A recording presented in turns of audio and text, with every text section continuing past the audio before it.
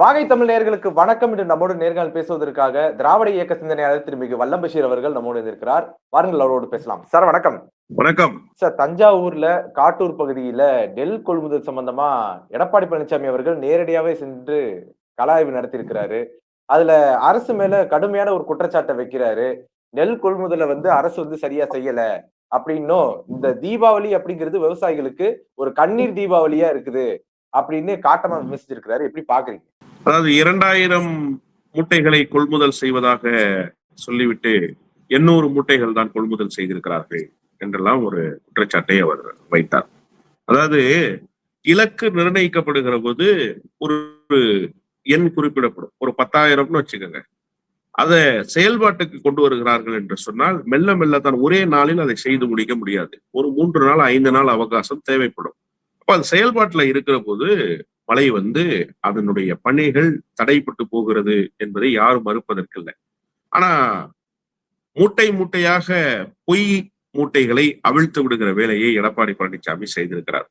துணை முதலமைச்சர் கூட ரொம்ப அழகா என்ன நடந்திருக்குங்கிற கள ஆய்வை மேற்கொண்டு விட்டு பத்திரிகையாளர் சந்திப்புல ரொம்ப தெளிவா சொன்னார். அதுல ரொம்ப முக்கியமான ஒரு விஷயம் என்னன்னா, நெல்லு முளைச்சிருச்சு மூட்டைகள்ல, நாங்க பாதிக்கப்பட்டுட்டோம் அப்படின்னு ஒரு பெண்மணி சொன்னதாக அவர் அந்த பெண்மணியை பத்திரிகையாளர் இடத்துல பேச வைத்து ஒரு செய்தியை பெரிய அளவில் பேசி, பாருங்க விவசாயிகளுக்கு எதிராக இந்த அரசு இருக்கு அப்படின்னு எடப்பாடி பழனிசாமி கட்டமைக்க முயற்சித்தார்.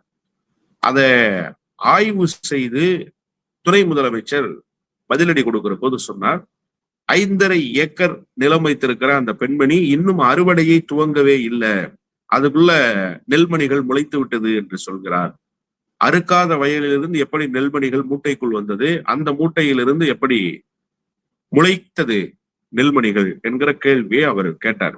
அப்போ திட்டமிட்டு ஒரு பொய் பரப்புரை செய்ய வேண்டும் என்பதற்காகவே இந்த பயணத்தை எடப்பாடி பழனிசாமி மேற்கொண்டிருக்கிறார். அவருக்கு விவசாயிகளினுடைய கண்ணீரை துடைக்க வேண்டும் என்பது அல்ல நோக்கம்.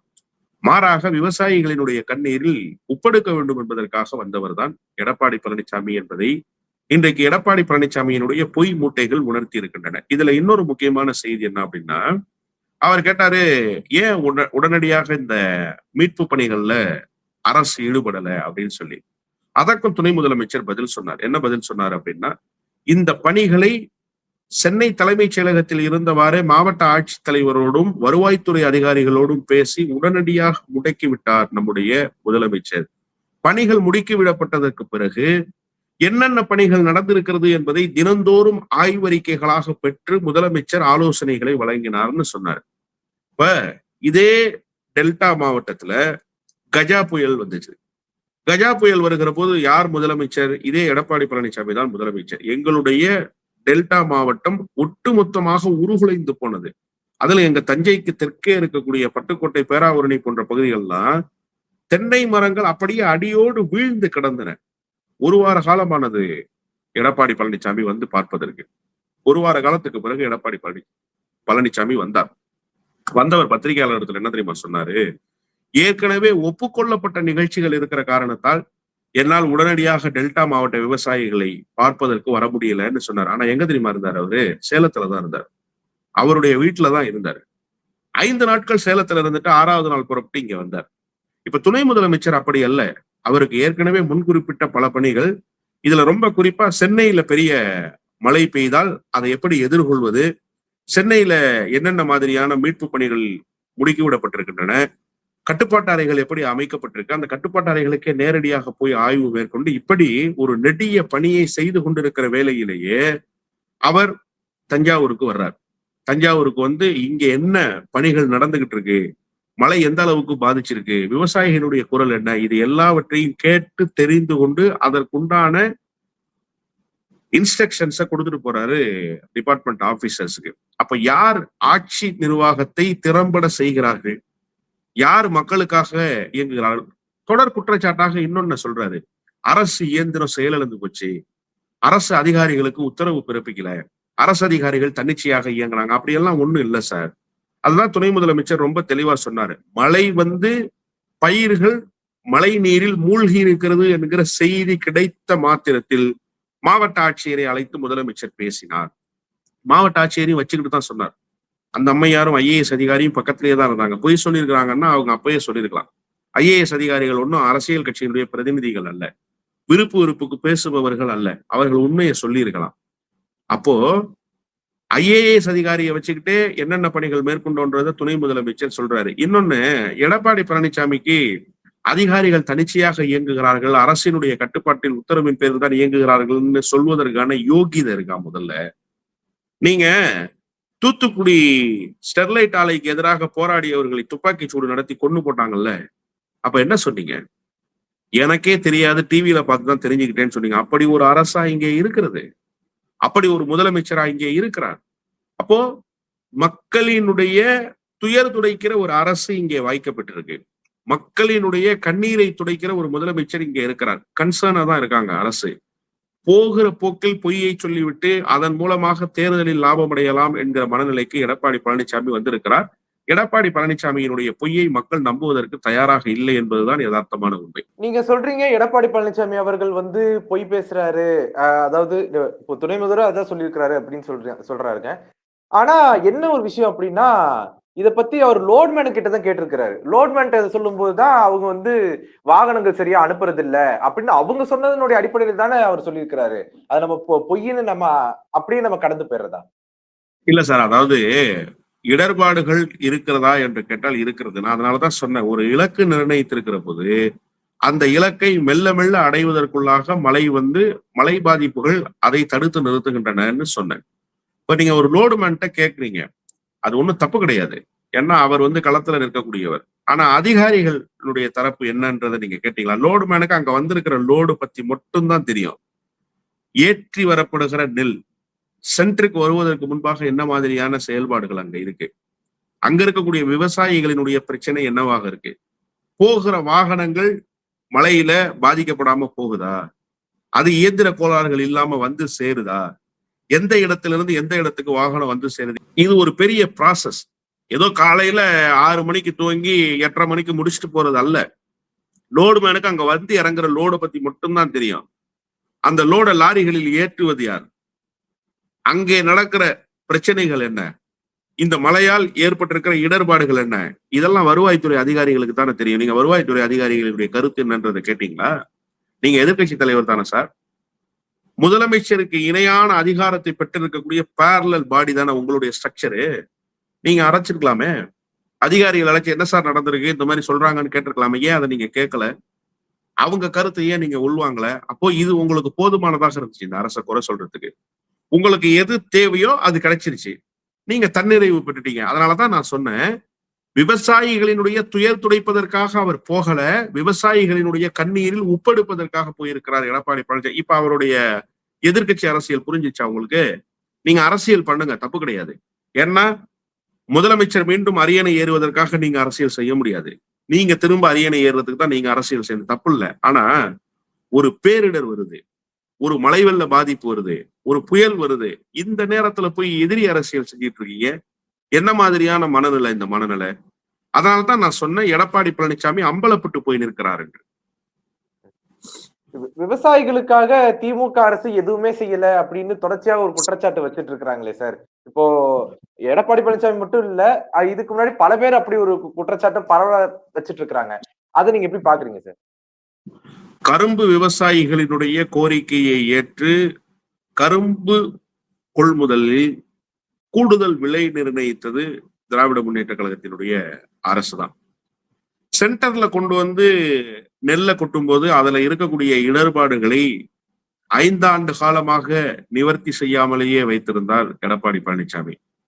அதை ஆட்சி பொறுப்புக்கு வந்த மாத்திரத்திலேயே வேளாண் விற்பனை கூடங்கள் மூலமாக முறைப்படுத்தி அதற்கு எந்த விதமான தீர்வையும் சொல்ல முடியாமல் இருந்த எடப்பாடி பழனிசாமியினுடைய ஆட்சிக்கு பிறகு முழு தீர்வை கண்டறிந்தது திராவிட முன்னேற்ற கழகத்தினுடைய அரசுதான். அதே போன்று நெல் குவிண்டால் ஒன்றுக்கு ஆதார விலையை நிர்ணயிக்கணும் அப்படின்னு சொல்லும் போது குவிண்டாலுக்கு உண்டான ஆதார விலையை நிர்ணயித்ததும் இந்த அரசு தான். அப்போ ஒரு பெரிய பட்டியலையே போட முடியும். விவசாய கடன்களில் தள்ளுபடி வேண்டும் என்று கோரிய போது விவசாய கடன்கள் தள்ளுபடிக்கு எந்தெந்த விவசாயிகள் பெற்ற கடன்கள் எல்லாம் உகந்ததாக இருக்கிறதோ எல்லாருடைய விவசாய கடனையும் தள்ளுபடி பண்ணிட முடியாது. அதுக்கு யார் எலிஜிபிலிட்டி லிஸ்ட்ல இருக்கிறாங்க அந்த கிரைட்டீரியாவை பிக்ஸ் பண்ணி அந்த எலிஜிபிலிட்டி லிஸ்ட் அடிப்படையில ஒரு தீர்வை தந்தது இந்த அரசு தான். அதன் மூலமாக பயன்பெற்றவர்கள் யார்? விவசாயிகள் தானே. இப்போ இது மாதிரி நிறைய பட்டியலை போட முடியும். விவசாயிகள் உண்மையிலேயே பாதிக்கப்பட்டிருக்கிறார்கள் என்று சொன்னால் நீங்கள் விவசாயிகளுடைய குரல் என்னங்கிறத வாகை தமிழ் வாயிலாகவே மைக் எடுத்துடுவாங்க. டெல்டா மாவட்டத்துக்கு போவோம். விவசாயிகளுடைய குரல் என்னன்றதை நேரடியாகவே களத்துல இறங்கி ஒரு ஊடகமா நீங்க கேளுங்க. நானே உங்களை அழைச்சிட்டு போறேன். மாறாக விவசாய சங்கங்களுக்குள்ளும் அரசியல் இருக்கின்றன. குறை தீர்ப்பு கூட்டங்களில் போது ஒவ்வொரு முறையும் மாவட்ட ஆட்சியர், நாடாளுமன்ற உறுப்பினர், சட்டமன்ற உறுப்பினர், அமைச்சர் பெருமக்கள் இவர்களை எல்லாம் வச்சுக்கிட்டு விவசாயிகளையும் அழைத்து எவ்ரி 3 months ரிவ்யூ மீட்டிங் நடந்துட்டே இருக்கு கலெக்டரேட்ல. நடக்குதா இல்லையா? நடக்கிற போது விவசாயிகளுடைய குறை என்னங்கிறத அரசு கேட்குதா இல்லையா? வருவாய்த்துறை அதிகாரிகளுக்கு உத்தரவு பிறப்பிக்கப்படுதா இல்லையா? இதையெல்லாம் எதன் அடிப்படையில் ஒரு அரசு செய்யும்னு நீங்க நினைக்கிறீங்க? சீராக இயங்குகிற ஒரு அரசால் தான் இத்தகைய செயல்பாடுகளை எல்லாம் கொண்டு வர முடியும். ஒன்று. இரண்டாவது, குறுவை சம்பா சாகுபடிக்கு முறையாக தண்ணீர் திறந்து விட்டிருக்கிற அரசாக இந்த 3 ஆண்டு காலமாக இந்த அரசு இயங்கி இருக்கு. எடப்பாடி பழனிசாமி ஆட்சி காலத்துல அப்படி இருந்ததா? அப்படி ஒரு தண்ணீர் திறப்பு முறையை நீங்க பின்பற்றினீங்களா? நீங்க 1000 குறைகளை சொல்லிக் கொண்டு காலத்தை தள்ளினீங்க. இப்ப 3 ஆண்டு காலமாக குறுவை சம்பா சாகுபடிக்கு சரியான நேரத்தில் சரியாக தண்ணீர் திறந்து விடப்படுது.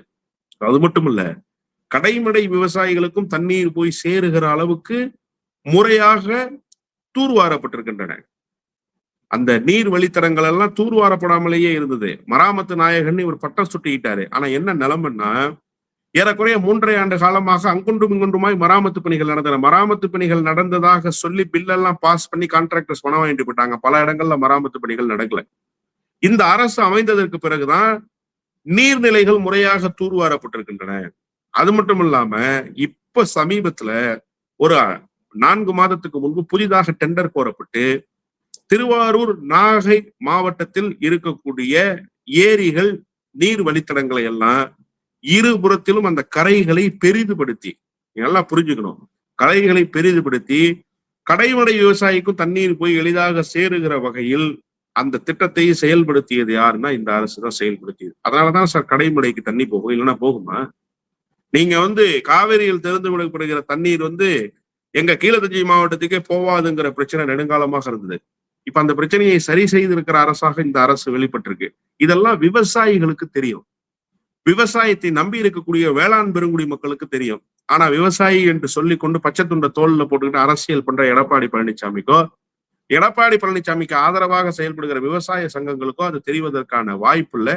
நான் தான் மீண்டும் மீண்டும் சொல்கிறேன், எடப்பாடி பழனிசாமி இந்த விவகாரத்தில் விவசாயிகளை வைத்து அரசியல் செய்கிற வேலையை செய்து கொண்டிருக்கிறார். எடப்பாடி பழனிசாமி அவர்கள் தன்னுடைய கடந்த ஆட்சியில இது போன்ற தவறுகள்லாம் நடக்காம பாத்துக்கிட்டாரு அப்படிங்கிற மாதிரி ஒரு சில பேர்ல பேசுறாங்களே, அதை எப்படி பாக்குறீங்க? அதாவது நானே நேரடியாக பாதிக்கப்பட்ட சம்பவங்கள் எல்லாம் எடப்பாடி ஆட்சி காலத்துல உண்டு. நான் ஒரு விவசாய பாரம்பரிய குடும்பத்தை சேர்ந்தவன் தான். தஞ்சை மாவட்டத்துல 2 போக விவசாயம் எங்களுடைய விவசாய நிலங்களில் நடக்கும். பல இடங்களில் சென்டர்கள் திறக்கப்படாமலேயே இருந்த சூழல்கள் எல்லாம் எடப்பாடி ஆட்சி காலத்துல இருந்தது. எங்க டெல்டா மாவட்டத்துக்குள்ளேயே பல இடங்களில் சென்டர்கள் திறக்கப்படாம இருந்தது அப்படிங்கிற சூழல்கள் எல்லாம் இருந்தது. அது மட்டுமல்லாமல் கரும்பு விவசாயிகளுடைய நிலுவைத் தொகையை 3 ஆண்டு காலமாக செலுத்தாமல் இருந்தது எடப்பாடி பழனிசாமியுடைய அரசு. அதை மறந்துடவே கூடாது. கரும்பு விவசாயிகள் சர்க்கரை ஆலைக்கு கொடுக்கப்படுகிற கரும்பினுடைய நிலுவைத் தொகையை கேட்டு 2 முறை போராட்டம் நடத்தியிருக்கிறாங்க. அது டெல்டா மாவட்டத்தில் மட்டும் இல்ல, எடப்பாடி பழனிசாமிக்கு சொந்த மாவட்டம் என்று சொல்லப்படுகிற சேலம் மாவட்டத்திலேயே விவசாய சங்கங்களின் சார்பில் மிகப்பெரிய ஆர்ப்பாட்ட போராட்டங்கள் எல்லாம் ஒருங்கிணைக்கப்பட்டது. அப்போ நீங்க முறையாக இயங்கி இருக்கிற முதலமைச்சர் என்று சொன்னால் கரும்பு விவசாயிகளுடைய நிலுவைத் தொகையை ஏறக்குறைய நாம் மிகச்சரியாக சொல்லணும்னா 2 ஆண்டுகள் 8 மாத காலம் அதை கொடுக்காமல் இருந்தது யார்? நீங்க தானே. இதை விட இன்னும் ஒருபடி மேல சொல்லணும்னா, அடிப்படை ஆதார விலையை நிர்ணயிக்க சொல்லி பல நேரங்களில் விவசாயிகள் கோரிக்கை வைத்த போது எடப்பாடி பழனிசாமி முதலமைச்சராக இருந்த நேரத்தில் அடிப்படை ஆதார விலை என்று எந்த கொள்முதல் பொருளுக்கும் எந்த விவசாய பொருளுக்கும் விலை நிர்ணயிக்காமலேயே இருந்தார். இதனால் பாதிக்கப்பட்ட விவசாயிகள் லட்சக்கணக்கிலே இருந்தார்கள் என்பதை எடப்பாடி பழனிசாமி மறந்து விட்டுத்தான் இயங்கினார் என்பதை நீங்கள் மறுத்துவிட முடியாது. அப்போ அடிப்படை ஆதார விலைகளை நிர்ணயிக்க சொன்ன விவசாயிகளுடைய குரலுக்கே செவி சாய்க்காமல் இருந்தவர் தான் இந்த எடப்பாடி பழனிசாமி. இப்படி எடப்பாடி பழனிசாமியினுடைய ஆட்சி காலத்தில் விவசாயிகள் வஞ்சிக்கப்பட்டார்கள், விவசாயிகள் நசுக்கப்பட்டார்கள். இதையெல்லாம் விட இன்சூரன்ஸ் தொகையை நிர்ணயிக்கிறதுல தமிழ்நாடு அரசினுடைய கவனம் வேண்டும் என்று சொல்லி விவசாயிகள் நீண்ட நெடிய கோரிக்கைகளை வச்சாங்க. அதாவது மழை வெள்ள பாதிப்பு ஏற்பட்டாலோ அல்லது புயலில் பயிர்கள் நாசமானாலோ கடன் பெறப்பட்டிருக்கிற பயிர்களுக்கு, கடன் உதவி பெற்றிருக்கிற பயிர்களுக்கு நீங்க இன்சூரன்ஸ் தொகையை நிர்ணயிங்க, அதுக்கு ஒரு முறைப்படுத்தி செயல்பாட்டுக்கு கொண்டு வாங்க அப்படிங்கிற கோரிக்கையை அவர் செவி சாய்க்கவே இல்லை. இதையெல்லாம் விட பெரிய கொடுமை என்னன்னா, உர தட்டுப்பாடு என்பது தலைவிரித்தாடியது. உரமே விவசாய நிலங்களுக்கு உரம் தெளிப்பதற்கு உரம் கிடைக்க முடியாம உர தட்டுப்பாடு நிலவியதை நாம எடப்பாடி பழனிசாமியினுடைய ஆட்சி காலத்தில் பார்த்தோம். இப்ப எங்காவது ஒரு இடத்தில் உர தட்டுப்பாடு இருக்குன்னு நீங்க சொல்லுங்க.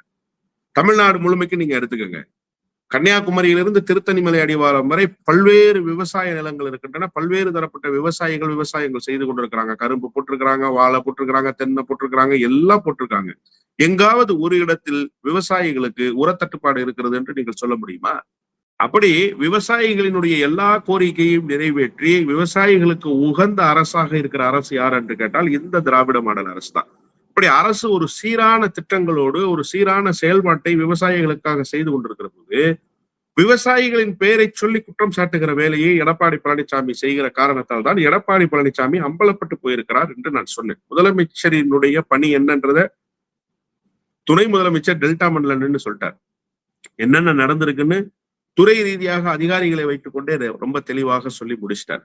அப்போ அவருடைய குற்றச்சாட்டுகள் எல்லாவற்றுக்கும் துணை முதலமைச்சரே பதில் சொல்லிவிட்டார் என்றுதான் பொருள் கொள்ள வேண்டும். உங்களுடைய நேரத்தை ஒதுக்கி எங்களோட கருத்துக்களை பந்தமைக்கு நன்றி சார். நன்றி.